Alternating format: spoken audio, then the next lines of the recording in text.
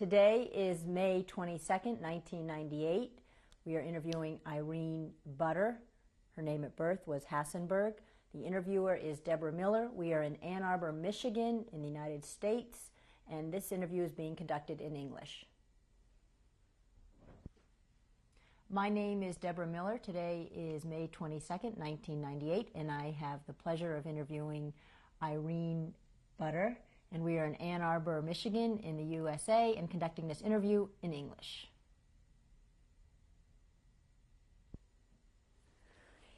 First, tell me your name at birth and how you spell your first name and last name and your married last name.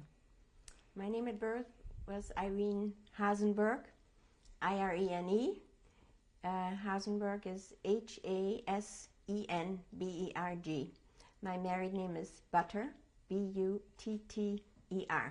Okay. And when were you born? I was born December 11th, 1930 in Berlin. And what age does that make you? I am 67 now. And Berlin in which country? Berlin in Germany. Okay. Tell me your parents' names and your siblings' names. My parents are John and Gertrude Hassenberg. My mother's maiden name was Meyer.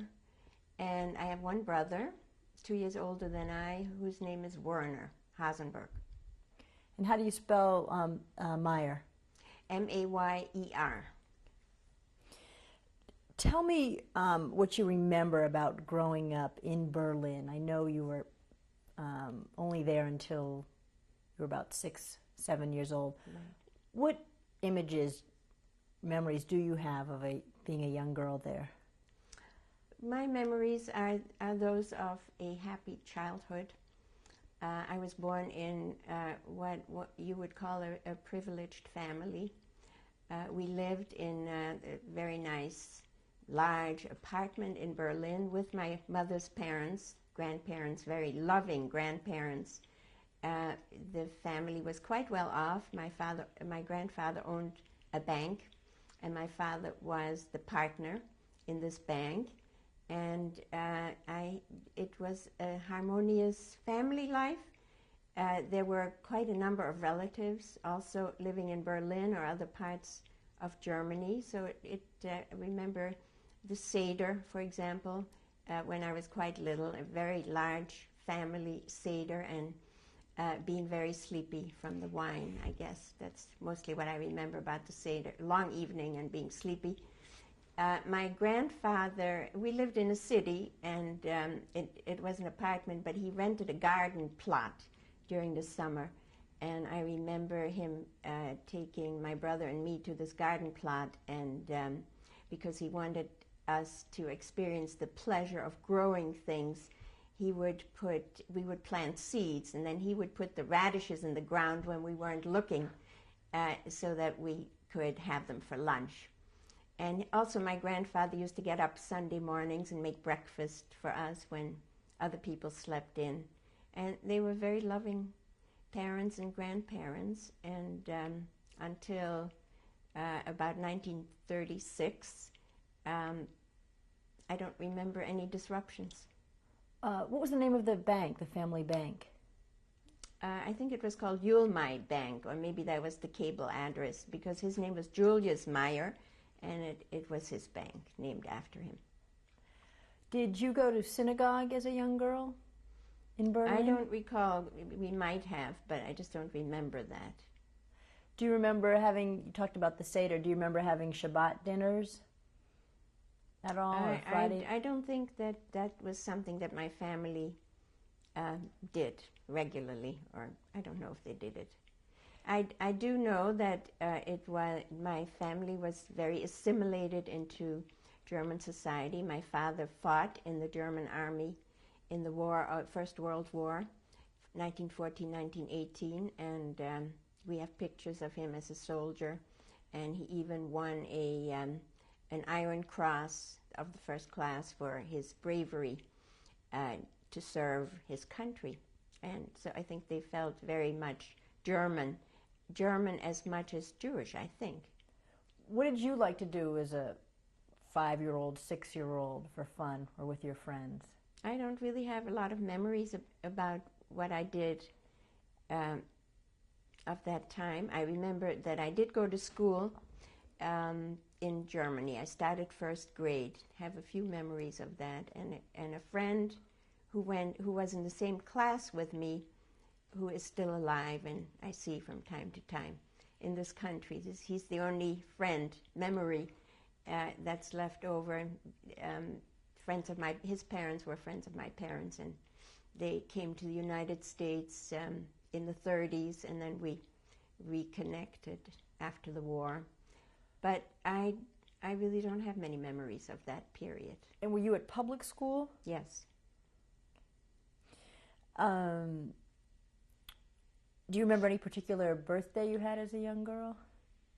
Not until later. Not until later, okay. And at that point, I mean, you were only 3 when the Nazis came to power. Do you remember anything, any talk in your household, any concern about the fact that the Nazis were coming into power, any anti-Jewish? Well, later, a little bit later, one other memory that comes back of early childhood is that my father's family lived in the same town where he was born, which was then a small town, Elmshorn, which is near Hamburg, and we used to go in the summer to visit my grandparents. In this home was a large home, and other siblings of my father would come with their children, and that was a happy time. There was a big garden and cousins to play with. And I remember one other vacation, we went on a trip in the summer to a resort, and there are pictures on the beach. But the memories of Hitler coming to power, I think they began when my parents began to consider emigration from Germany. And, I don't know exactly what year, but my grandfather was not allowed to continue to own his bank. It had to be transferred to a non-Jew. And, of course, that meant that my father had no work. And the writing was on the wall. People, there was Kristallnacht and all kinds of symptoms of the persecution of the Jews. So they began to make plans for emigration. And I remember the first disruption really in my childhood was when my father left the country. He went to Holland to try to find work. And he went several months in advance of my mother and my brother and I. I remember missing him very much, and also a lot of tension about leaving the country, settling in a new place, leaving the family behind. My grandparents weren't coming along. And all the arrangements for emigration. My father never returned to Germany, but I think 5 or 6 months later, we joined him in Holland. He had found a job. Took him some time. In the 30s, of course, there was depression all over the world. And he was, given that he was a banker, he was offered 2 jobs by the American Express Company. One was in Curacao, and one was in Amsterdam, and given a variety of reasons, for better or for worse, he chose Amsterdam. I think Holland was an appealing country because it had remained neutral during World War I. It was near, wasn't very far away from Germany. The language and the culture, though different, were not so drastically different from the family traditions. So that's where we went. And in December of 1937, my mother and my brother and I boarded a train, and remember it was very difficult to say goodbye to all the close relatives, including my grandparents. But there was also the joy of looking forward to being reunited with my father. And so that was the first disruption. Was that the last time you saw your grandparents?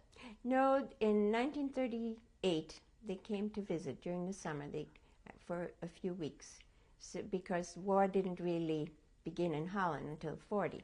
So they did manage to come for a short time, and that was the last time I saw them. When you left, did you take anything with you? Yes, we took, we were able to take our furniture. We were able to take a lot of belongings. It all, you know, we found an apartment in Amsterdam, and it was all our own furniture. And having, you know, I was too young to know all the details, but I don't know what limits there were. I think there may have been financial limits in terms of how much capital my parents were allowed to take, but no problems with furniture and belongings. Do you remember the train ride? Yes, it was in the night, and we were stopped at the border and woken up and checked, I guess, and then in the morning we arrived in Amsterdam. My father was there at the station, and it was a very happy time. And, you know, I'm not sure, did you tell me your brother's name? Werner. Okay, I just wanted to make sure we got that on tape. What was life like for you when you first got into Amsterdam, in terms of meeting new friends, in terms of going to school? And again, the first several years, from 37 to 40, I have only happy memories. We lived in a very comfortable neighborhood, a neighborhood called Zuid, south of Amsterdam. Many Jews lived there. There were quite a number of immigrants from Germany that had followed a similar path. That's where the Frank family lived, in that same, Anne Frank's family had come from Frankfurt. We came from Berlin. My mother's sister also and her husband came to Amsterdam. Some more distant relatives eventually came to Amsterdam, so we had family there. We made friends easily. My mother said that my brother and I learned the language in no time. You know, at that age, maybe it takes 1 or 2 weeks and you're fluent, going to school and speaking the language. And she wanted us to maintain our German, so usually the conversation was one where we spoke Dutch to our parents and they answered in German, because they wanted us to be able to speak to our grandparents in the future. And we both went to different schools, my brother and I don't know exactly why, but they were all in the neighborhood. We played outside a lot with our friends. There were a lot of friends, and very soon I met my best friend of those years, of elementary school years. Her name was Vera, and she lived very close by. That's how I met her in my school. After a few years, they moved away from our neighborhood, but we remained friends. Is she Jewish? No, she was half Jewish. Her mother was, her father wasn't, so she stayed in Holland during the war, and we made contact very soon after the war. She was a very loyal friend. But one of the difficulties was that, well, that comes later on, really. So she was my best friend, but there were others in the neighborhood, and we all had bicycles. My mother wasn't very fond of bicycling, but my father and my brother and I, like everyone else in Amsterdam at that time, and we would go on bicycle trips on weekends. It was a happy time. We skated a lot in the winter because Amsterdam has a lot of canals, and a good winter day you would get a skating holiday. The schools would be closed. We skated everywhere, visiting relatives, or they were interconnected, so you could cover a lot of territory on your skates. Do you have any memories of any Jewish identity? If you belong to a synagogue? Yes, we belonged to a synagogue.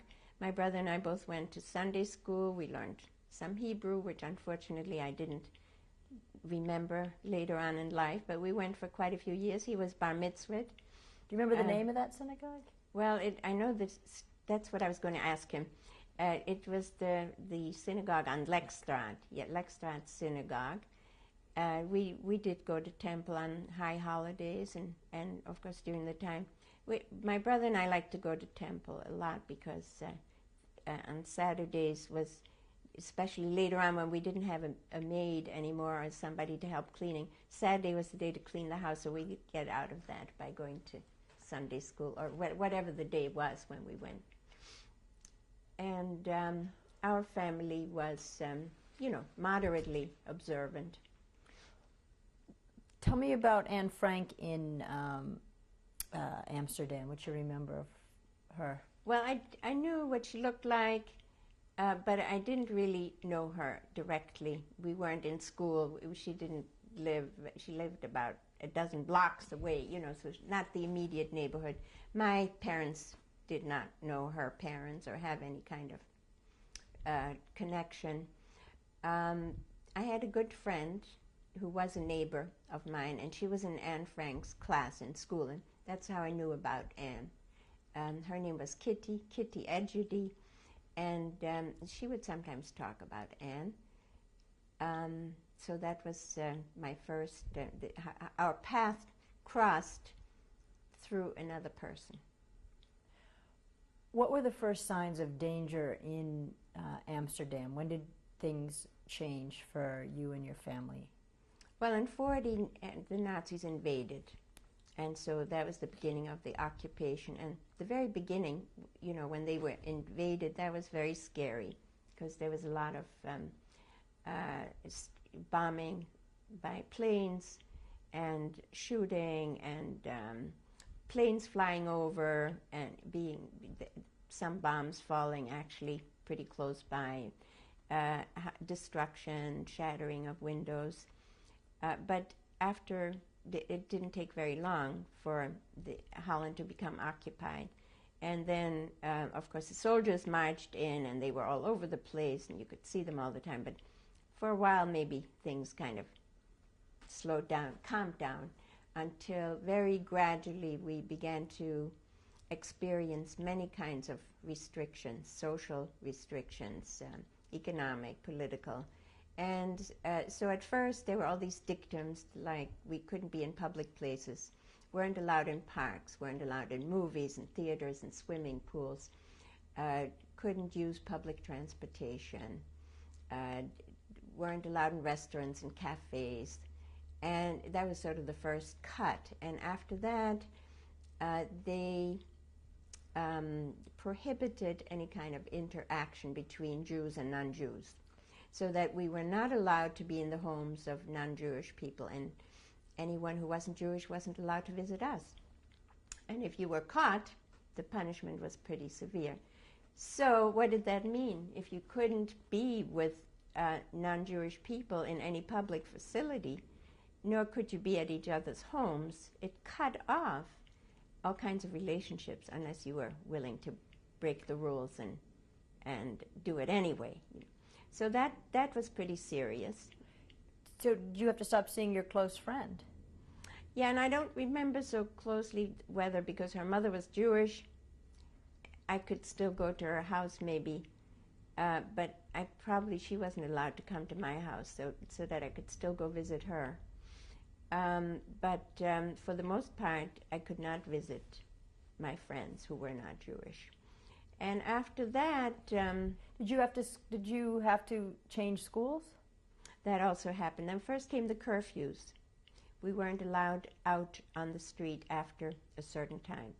Had to be in from 8 in the morning till 8 at night or something like that. And then came the Jewish star. Everyone had to wear a Jewish star all the time, indoors, outdoors. And then subsequent to that, well, of course, my father lost his job at the American Express Company, couldn't continue to work there, being that he was Jewish. How did he support the family? It was very difficult. He had a job with the Yot Sarat, the Jewish Council, but it was difficult. And then another restriction that affected us pretty severely was that Jews weren't allowed to shop until after 3 in the stores. And with increasing food shortages, if you had to wait till 3 o'clock, then there wasn't much left to buy. Now, some of our neighbors used to go shopping for us, but that, of course, was also illegal since they weren't allowed to come to the house, but they did anyway sometimes. And then one of the last changes was going to a Jewish school, which was further away from my home, and of course I had to leave all my friends behind and make new friends in that school. You said that if you broke these rules and restrictions, you were severely punished. Did you see anybody who was reprimanded or punished? Did you see what would happen if you didn't obey? Well, I don't know that I don't remember seeing, but everybody knew. You know, they did some pretty drastic. The punishments were very severe and very drastic and widely publicized, so that people would be scared and would refrain from doing it. So, for example, if Nazi came into your house and found a non-Jewish person there, they might be shot or imprisoned. Arrested and imprisoned, you know. So the punishment was pretty drastic. Was the Jewish underground working at that point? Any resistance? Any? Oh yes, it was. Were you aware of anything going on through your parents?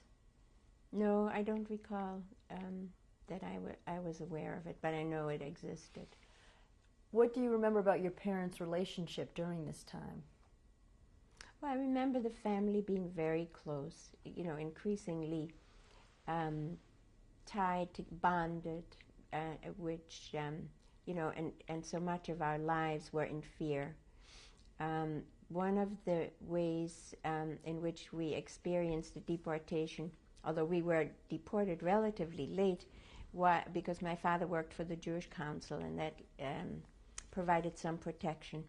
But other family and friends were deported. Sometimes it would come by what they called oproep. You would get a letter or a card, and often it was the young adults in the family that would get this kind of notification. They had to report at a certain place, and they would have to go to work, you know, something like that. And sometimes the family went sort of separately in phases, and I remember that the elderly mother of very good friends of ours somehow was left behind, and so she moved in with us, and then eventually she was deported, but she lived with us for a while. And that the daughter of some other friends who were deported, she also lived with us for a while. So sometimes, you know, the disruption of other families would affect our own family, and so you became increasingly aware that it was just a matter of time and it would happen to you. We were always packed because so often you knew that people would be arrested at a moment's notice.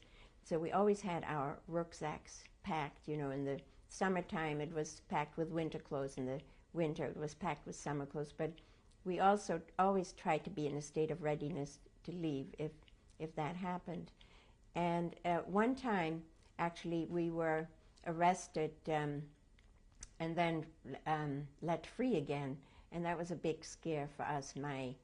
They arrested my father at work, they got my mother out of the apartment, and they went to the schools where my brother and I were. And they picked the Nazis. They picked up my parents, and we were in a Jewish theater in Amsterdam that was used as sort of a way station to collect people until they had enough to send them on. And so my parents were already in this Jewish theater, and then my brother and I were arrested in our respective schools and also sent there. And I remember the principal coming in and announcing my name and asking me to come forward, and I couldn't understand because I was always a pretty well-behaved child. And then she told me what the story was, and somebody was waiting for me. And eventually we were in this theater. We didn't know why, because it wasn't a mass arrest. You know, usually it was on a big scale. And then we were in this Jewish theater for about 4 days. And then we were let free again. And it turned out that my father had applied for a permit to use the trams.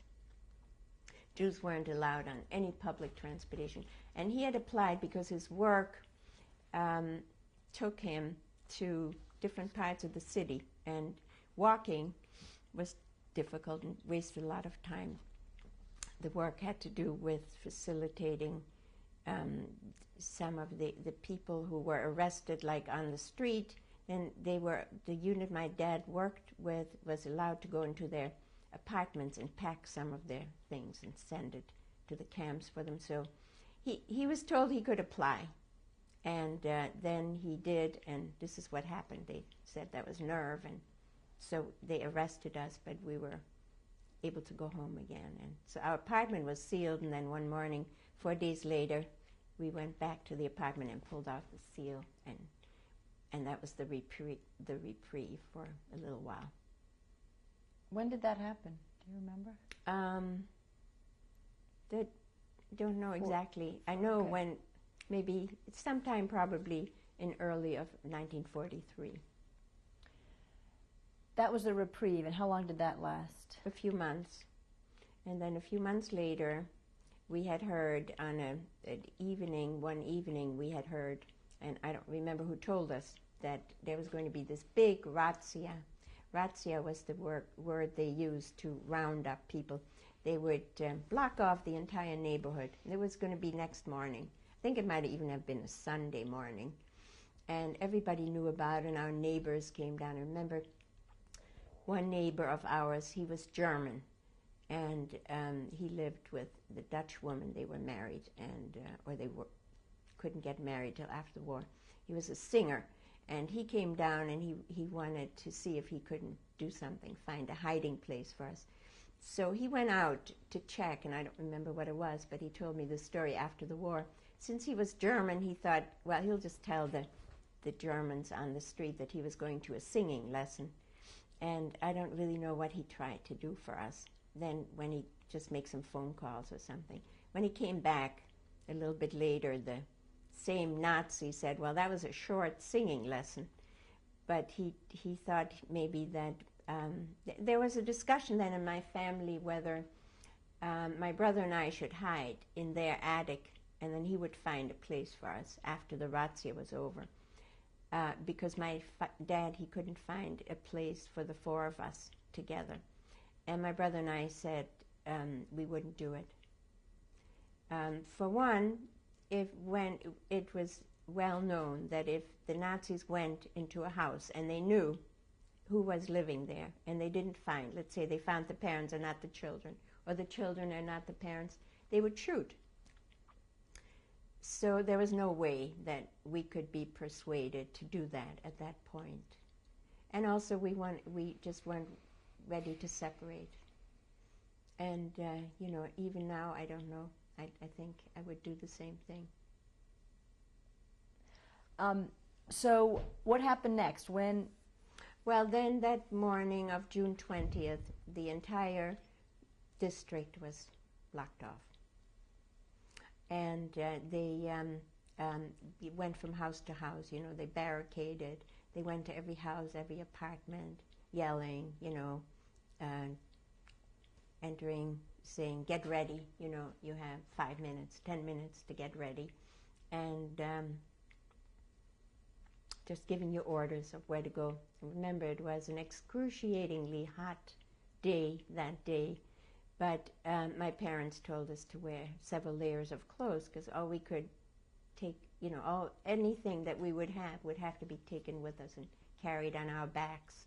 And so we had a lot of clothes on. It was very hot. We had these heavy rucksacks to carry, and we walked some distance to a place where they gathered a lot of people.